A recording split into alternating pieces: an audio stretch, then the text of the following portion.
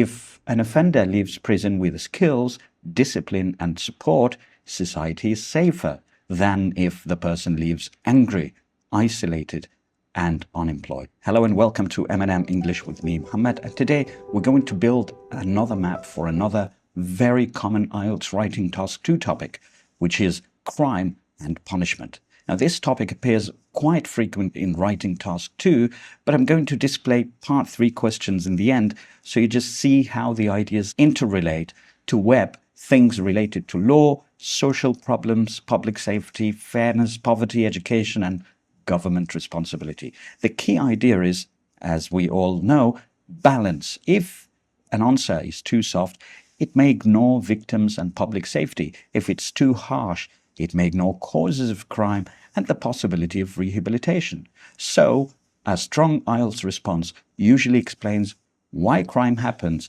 how it affects society, and what combination of punishment, prevention, and rehabilitation is most effective. First up, we're going to delve into the causes of the first one, which are going to be 4. The first is poverty and inequality. Then we're going to explain education and jobs, family and environment, drugs and alcohol. And now let's talk about the first one, which is poverty and inequality. So this is the main driver. Financial pressure doesn't automatically make a person commit a crime. It needs a bit of an explanation, but it can increase the risk, especially when people feel they have no realistic legal way to improve their situation. Inequality can also create resentment if some people feel excluded from normal opportunities. So in IELTS, it's important to use careful language here. We should explain social causes without excusing criminal behavior. A good sentence can be, poverty may help explain some offenses, but it doesn't justify harming other people. Next up is education and jobs. So when people leave school with weak literacy, poor qualifications, and no practical skills, they may struggle to find stable work. Unemployment and low wages can make illegal income seem more attractive, especially to young people who lack guidance. This is why education and job training are often part of crime prevention. So for IELTS, this is a useful point because it links crime to long-term social policy. And instead of only asking how criminals should be punished, we can also ask how society can reduce the conditions that make crime more likely.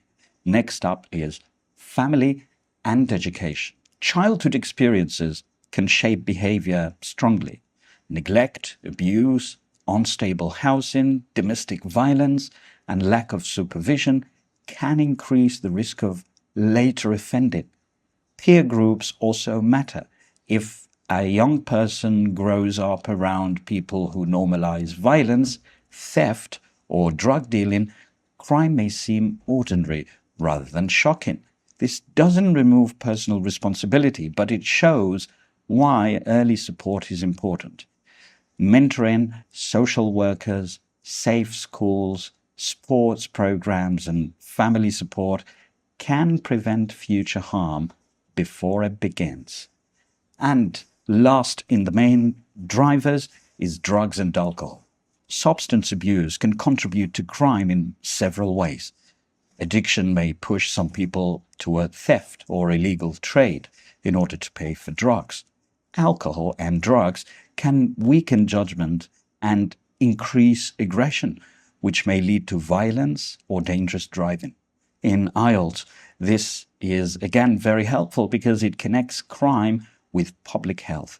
If addiction is treated only as a moral failure, the cycle may continue. Treatment, counseling, and prevention campaigns can sometimes reduce crime more effectively than punishment alone. And next up, we're going to talk about the consequences of these drivers and how is the justice system ought to respond.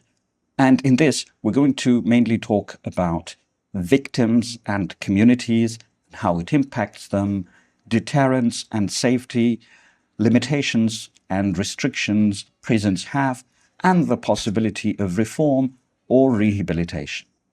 Now, first up, let's talk about victims and communities. Now, crime harms victims directly through fear, trauma, injury, and financial loss. It also affects wider communities. If people feel unsafe in parks, public transport, schools, or shopping areas, trust in society undermines or weakens. Businesses may close earlier, families may avoid certain neighborhoods, and public spaces become less active. This is why punishment cannot be discussed only from the offender's point of view. So a fair justice system must also recognize victims' harm and protect the public. Next up is deterrence and safety. So one main purpose of punishment is to deter, to discourage crime. If people believe that offenses have consequences, they may think twice before breaking the law. So punishment can also protect society by separating dangerous offenders from the public. However, IELTS answers should be precise. Research and common sense suggest that the certainty of being caught may matter more than extreme severity. In other words, fair policing, effective courts, and consistent enforcement may deter crime better than simply making every sentence longer. Next up is the limitation of prison. Prison is necessary for serious and violent crimes, but it's not a perfect solution for every offense. First of all, it's expensive, and overcrowded prisons may become unsafe or even ineffective. In some cases, prisoners meet more experienced criminals and return to society with worse habits, weaker mental health, and fewer job opportunities. So in other words, they come out with a degree from prison. This can increase recidivism, which means re-offending after release, the possibility of committing another offense after being released. So let's keep it balanced. And a balanced IELTS answer can say that prison protects society in serious cases, but prison alone doesn't automatically solve the causes of crime, which paves the way for us to discuss rehabilitation. Now, rehabilitation means helping offenders change their behavior so they're less likely to commit crimes again. This can include education, therapy, anger management courses, addiction treatment, mental health support, and vocational training. The goal is reintegration, which means returning to society as a responsible person. For IELTS, rehabilitation is a fabulous argument because it focuses on long-term safety. If an offender leaves prison with skills, discipline, and support, society is safer than if the person leaves angry, isolated, and unemployable. And this leads us to prevention policy. The most effective justice system is not only one that punishes crime after it happens, but one that reduces crime before it happens.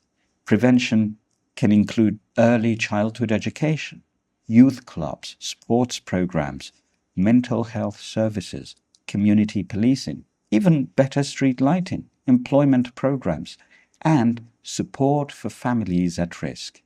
Now, this is a useful IELTS point because it allows you to discuss government responsibility in a practical way.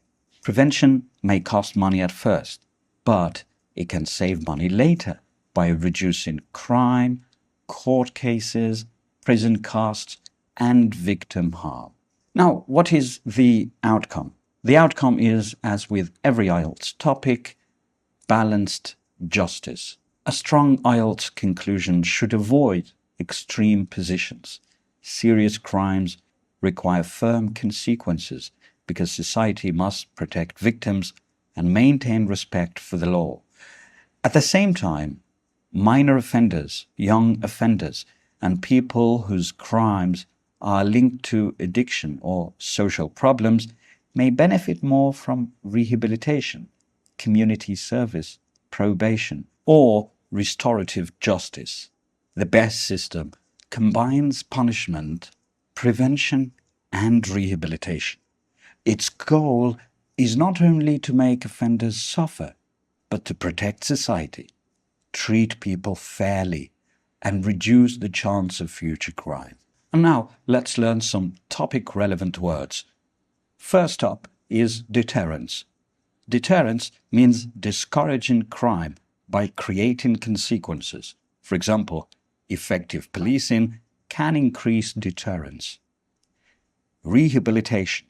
Rehabilitation means helping offenders change and return to society. Rehabilitation can reduce re-offending, which means offending again, committing crime again.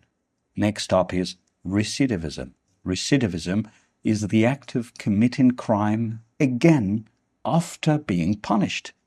Education in prison may lower recidivism rates. Next is incarceration. Incarceration is keeping someone in prison as punishment. Incarceration is necessary for serious violent crimes. Why? Remember, to protect society, to protect victims. Next up is probation. Probation means supervision in the community instead of prison. Probation can be suitable for some minor offenders. Next up is community service. Community service means unpaid work done as a legal punishment. For example, community service can make offenders repair social harm. Next up is restorative justice. Restorative justice is a justice approach focused on repairing harm. For example, restorative justice may involve victims and offenders in dialogue. Next up is retribution. Retribution involves punishment based on the idea of deserved penalty, and some people support retribution for serious crimes. Next is socioeconomic. Socioeconomic is related to social and economic conditions or factors.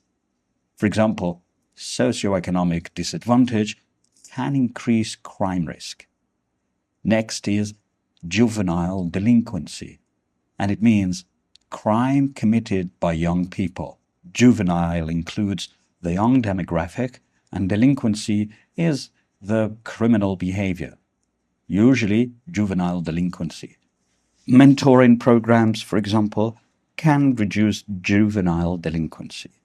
And now let's see how all these ideas work together. I'm going to display some questions in the form of part 3, but they're mainly writing task 2 questions. And first up is, why do some people commit crimes? Well, there's rarely one simple answer. In some cases, crime is linked to poverty, unemployment, addiction, or weak family support. If people grow up with few legal opportunities, they may see crime as a shortcut, even though it harms others. Having said that, social factors explain crime. They don't excuse it. So a balanced view is that society should tackle the causes of crime while still holding offenders responsible for their actions. Next is prison the best way to deal with criminals? Well, it depends on the offense.